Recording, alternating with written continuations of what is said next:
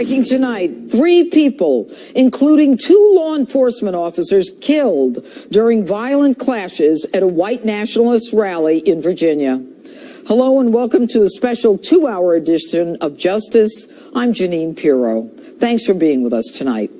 One driver now under arrest after his car plowed into a crowd of people who were protesting the white nationalist rally in Charlottesville today. One was killed and about 20 others injured.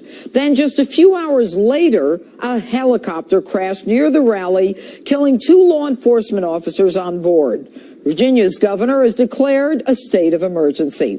Ellison Barber is live at the University of Virginia Medical Center, where many of those injured are being treated. Ellison? Right now, 5 people are at this hospital in critical condition. 4 are listed as serious condition. A spokesperson for the University of Virginia Medical Center tells Fox News 20 people were brought to this hospital today. In addition to the 9 in critical or serious condition, 6 are listed as fair, 4 are listed as in good condition. 1 person passed away. Many of those injuries came after a car plowed into 2 other cars and a crowd of what witnesses described to Fox News as counter-protesters or anti-white nationalists. Listen to one person describe it.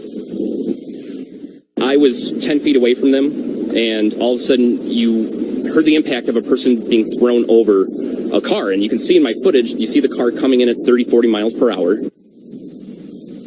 The driver sped away, leaving behind at least 9 people who needed treatment for injuries and a 32-year-old woman who did not survive.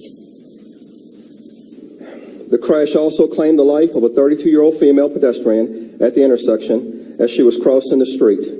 We are still in the process of notifying her next of kin. The suspect vehicle that left the scene of the crash was located moments later, and the male driver is in custody with charges pending.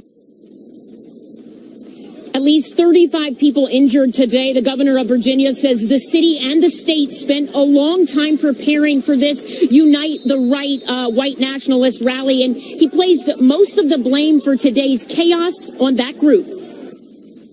I have a message to all the white supremacists and the Nazis who came into Charlottesville today. Our message is plain and simple. Go home. You are not wanted in this great Commonwealth. Shame on you. You pretend that you're patriots, but you are anything but. You came here today to hurt people. And you did hurt people. But my message is clear. We are stronger than you. That rally actually never began. It was set to start at noon. By noon, authorities had shut it down. There were clashes. Governor Terry McAuliffe had declared a state of emergency. As for that driver and that crash that took place this afternoon, police say they are considering that a criminal homicide investigation, and charges against the driver are pending. Judge? Ellison Barber, thanks so much. And President Trump condemning hate on many sides in response to today's violence earlier from New Jersey. Take a look. But we're closely following the terrible events unfolding in Charlottesville, Virginia. We condemn in the strongest possible terms this egregious display of hatred, bigotry, and violence on many sides. On many sides. It's been going on for a long time in our country. Not Donald Trump, not Barack Obama. This has been going on for a long, long time. It has no place in America. What is vital now is a swift restoration of law and order and the protection of innocent lives. No citizen should ever fear for their safety and security in our society, and no child should ever be afraid to go outside and play or be with their parents and have a good time. I just got off the phone with the governor of Virginia, Terry McAuliffe, and we agreed that the hate and the division must stop, and must stop right now. We have to come together as Americans with love for our nation and true affection, really, and I say this so strongly, true affection for each other. We have so many incredible things happening in our country. So when I watch Charlottesville, to me, it's very, very sad. I want to salute the great work of the state and local police in Virginia, incredible people, law enforcement, incredible people, and also the National Guard. They've really been working smart and working hard. They've been doing a terrific job. Federal authorities are also providing tremendous support to the governor. He thanked me for that. And we are here to provide whatever other assistance is needed. We are ready, willing, and able. Above all else, we must remember this truth. No matter our color, creed, religion, or political party, we are all Americans first. We love our country. We love our God.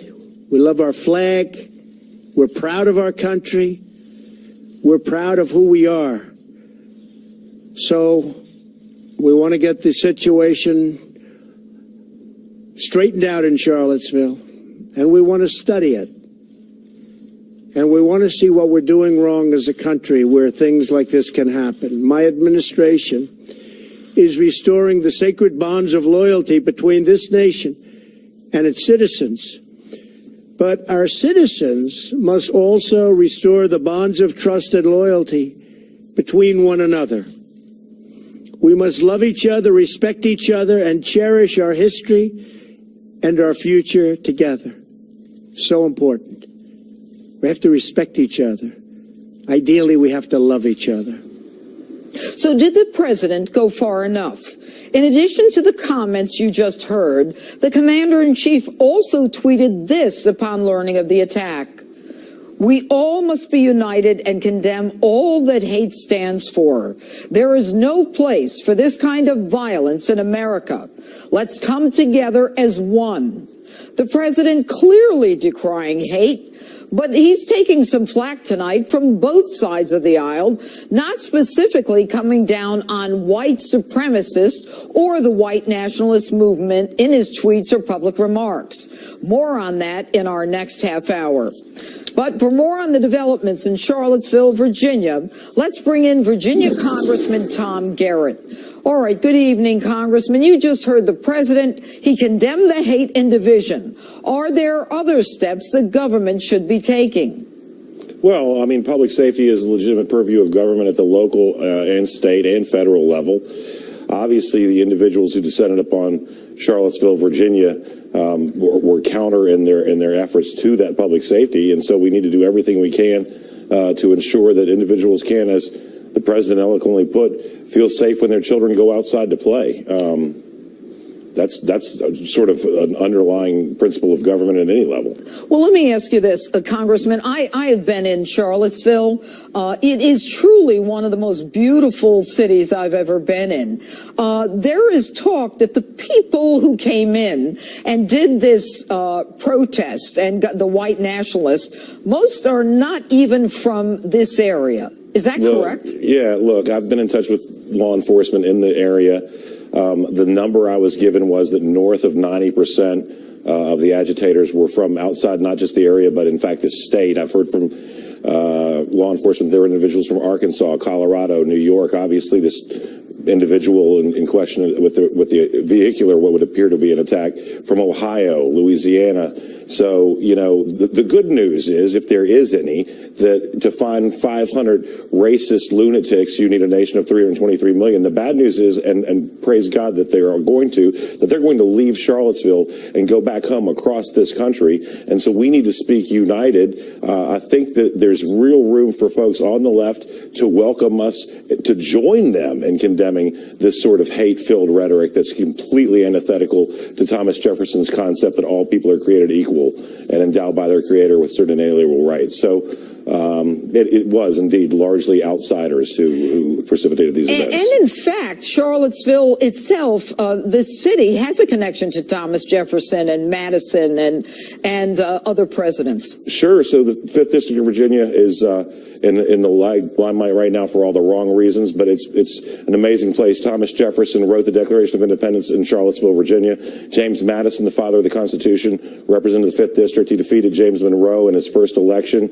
Justice Marshall retired in the 5th District. Patrick Henry retired in the 5th District. The Civil War ended in the 5th District. And the Civil Rights Movement in Virginia really began when a 16-year-old girl displayed the courage to walk out of a racist system in Farmville, Virginia in the 5th District. So it's an amazing place, and this is a real scar on the face of it that it doesn't deserve. I'm saddened. I'm prayerful for the victims. There's no excuse for a human being to lose their life in this country where they went to express their opinions and values, whether they're shared by everyone or not. We should be able to disagree with each other without being disrespectful. Congressman, what brought these white nationalists to seek a permit in your city? Well, it's our city. There has been a controversy for a number of months over the decision by the city council to remove a statue of a Confederate general. And so these folks, gentle euphemism, have used that as a rallying cry, essentially to say they're defending heritage. Ultimately, everyone should be able to agree with Dr. King when he said 54 years ago this month in this city that we should judge individuals by the content of their character and not the color of their skin. Bingo. And what is going on in Charlottesville right now? Is there a curfew? What are the streets like? What is it like there now? Well, look, Thomas Jefferson said a lot about free speech, and you know, while he was an imperfect human being, a slave owner, he gave us a near perfect document in the Declaration. They are trying very hard at the university and in Charlottesville to let people peaceably assemble. The disperse order was enforced earlier today. I know that there's I believe a Black Lives Matter rally on campus at the University of Virginia right now. To my knowledge, that's peaceful. And I just want these folks to go home, and then I want America to know who they are so that we can stand united, so that we can find something that we can agree on from the left to the right, that these racists who don't understand that no person is better than another by virtue of how they worship or what they look like have no place in the America that I love. Well, there's no question that this is pure hate. Hate leads to violence, that leads to retaliation, and that leads to community unrest. But Congressman, in your former life, you were the sitting DA. You know, there's been some criticism that the feds need to be brought in. Right now, there is one individual who is under arrest and the homicide, I believe. Are you comfortable with the level of law enforcement involvement locally? Well, I will tell you as an aside, and you'll appreciate this as a former prosecutor yourself, I was not the Commonwealth attorney, the prosecutor in Charlottesville, but in an adjacent county. When the feds came into our cases, we always kind of were skeptical. Let's let the facts unfold, and we'll determine what the best charging procedures are here. But I have great confidence in the professionals in the city of Charlottesville to do this right. And you know, tragically, sometimes the cases a prosecutor lives to work on are the ones that happen when we see the darkest events unfold. I guarantee you that there's good people doing great work to make sure they get to the bottom of this, and that he'll be charged appropriately when the investigation is completed. All right. Congressman Tom Garrett, indeed, a very dark day in Charlottesville. Thank you so much. God bless you all. Please, all you pray for the victims and for some healing. Yes, indeed. And more on this developing story throughout this hour and the next. Straight ahead, Governor Mike Huckabee is live with me to weigh in on this tragic day in Virginia. The governor is standing by. Don't go away.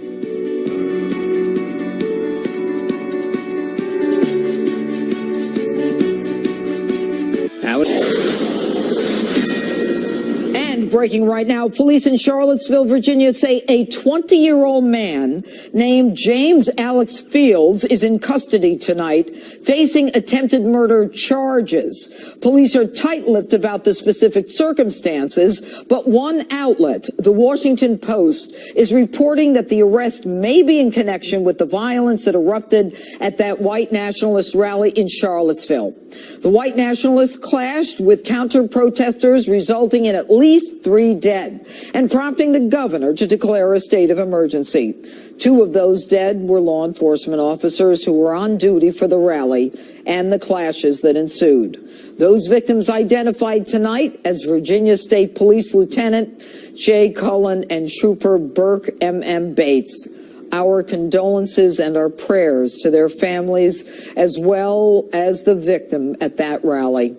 Here with reaction to all of this is Governor Mike Huckabee. Good evening, Governor. Good evening, Judge. A very dark day and a very long day in Charlottesville, a city that was once one of light, stained by what has happened today. What is your take on the events of today? Judge, I've got a special repulsion to white supremacists, and it's part because I'm white.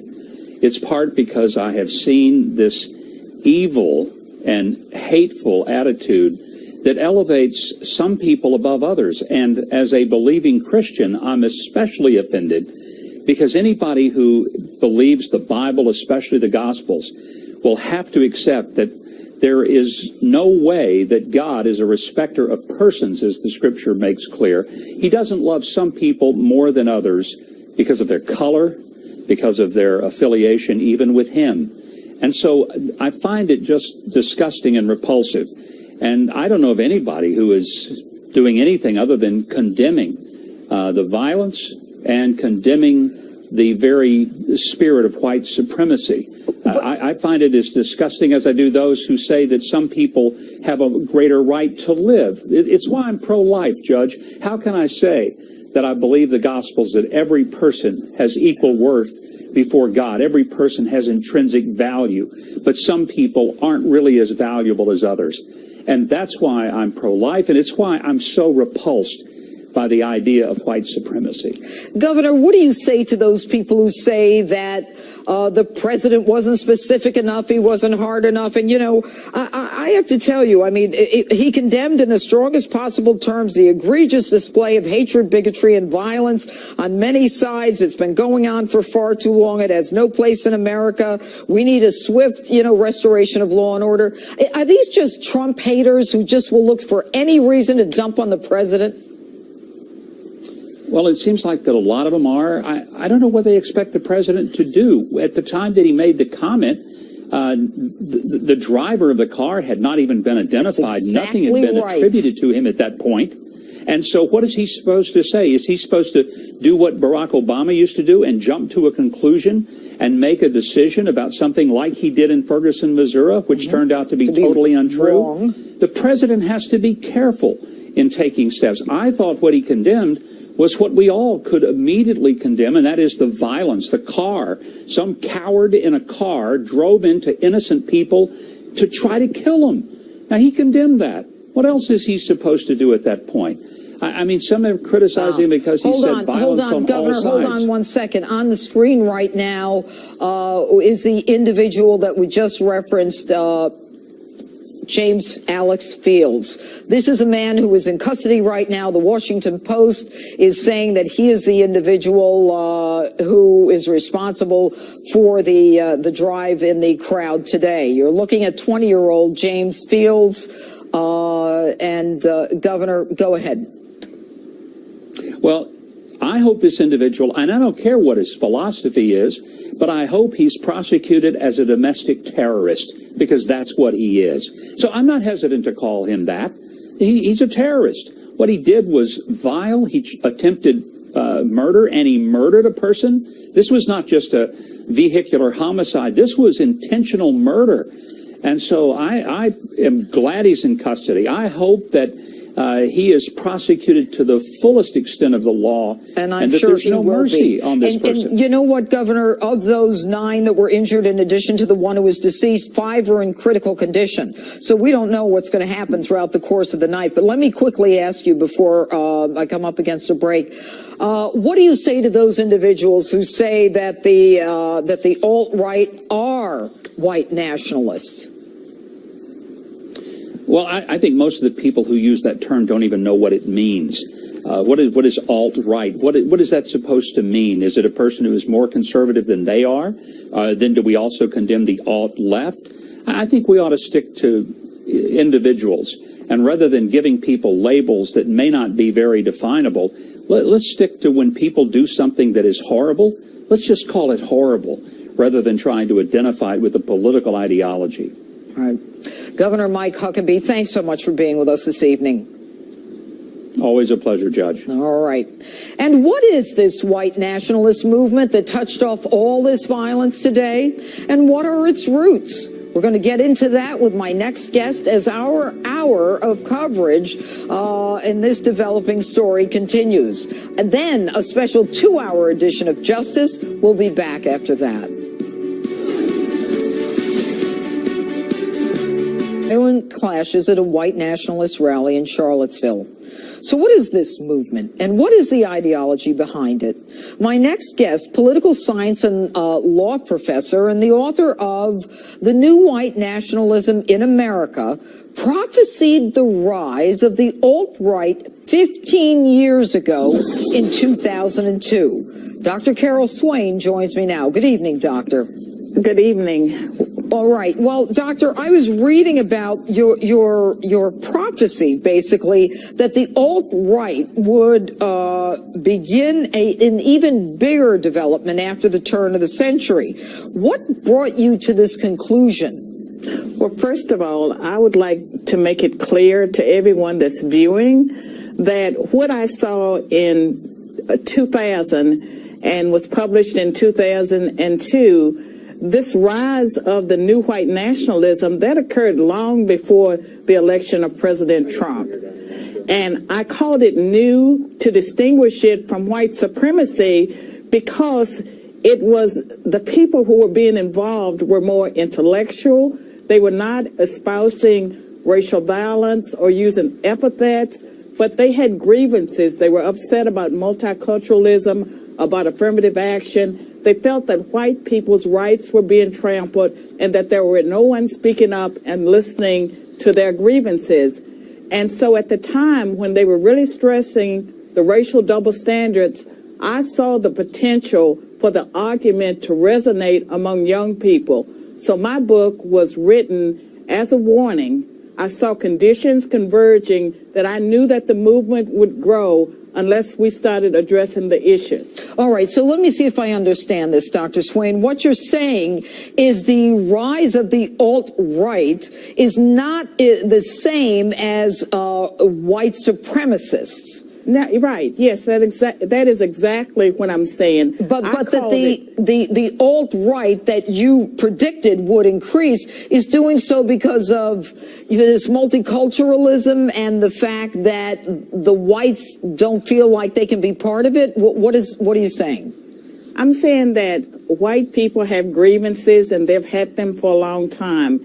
And so back when I started working on the research for the new white nationalism, I saw that there were conditions that were converging to create a devil's brew for racial unrest. And what happened in Charlottesville, and I'd like to say that Virginia is my home state, I think we're going to have more of that unless we start having honest dialogue about the issues. And it's not like one side is all guilty. What happened was tragic, but there's a lot of anger and frustration and fear. And the white community, we know that they have their own problems. Charles Murray has written about their problems. Nicholas Ebenstadt. All right, but doctor, I mean, right now, I mean, we all abhor, detest any kind of violence based upon hate. And hate does ultimately lead to violence. Now, but aren't we talking about the extreme right and the extreme Antifa left? And in fact, let me say one thing, Doctor. What we do know is that the one person who's dead appears to be dead and 9 others injured as a result of, we believe, a white nationalist. But there are an additional 11 people at least who are being treated in hospitals that may have been injured in the fight between the Antifa and the white nationalists. Yes, and what I would say is that they're using white supremacy and white nationalists as terms to encompass everyone. Right. The movement that I studied were people who were more intellectual. They were not espousing violence. They were not using racial epithets. In fact, they were using social science data, FBI statistics, and science to make a case. And they were saying that they were not white supremacists, that they wanted separatism and they wanted self-determination. They felt that white was like any other group. They couldn't celebrate their own culture. And so this is a very different group. at the time, I knew that some of the people who would be attracted to the movement would also fall into the clutches of the more extreme elements, the ones that are the neo-Nazis, the KKK, those groups.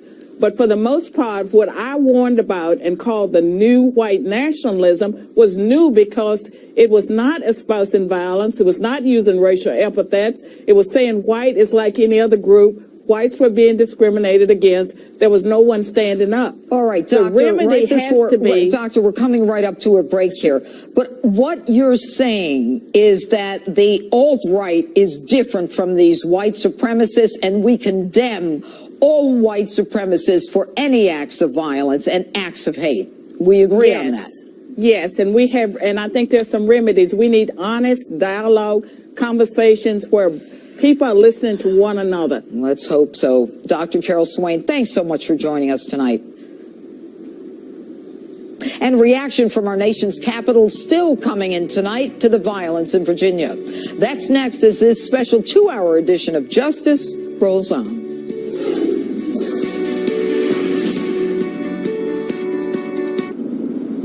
It's okay that everybody ignores me when I drive. It's fine, because I get a safe driving bonus check every 6 months I'm accident-free. Because I don't use my cell phone when I'm driving, even though my family does and leaves me all alone. Here's something else. I don't share it with Mom. I don't. Right, Mom? I have a brand new putter you don't even know about. It's awesome. Safe.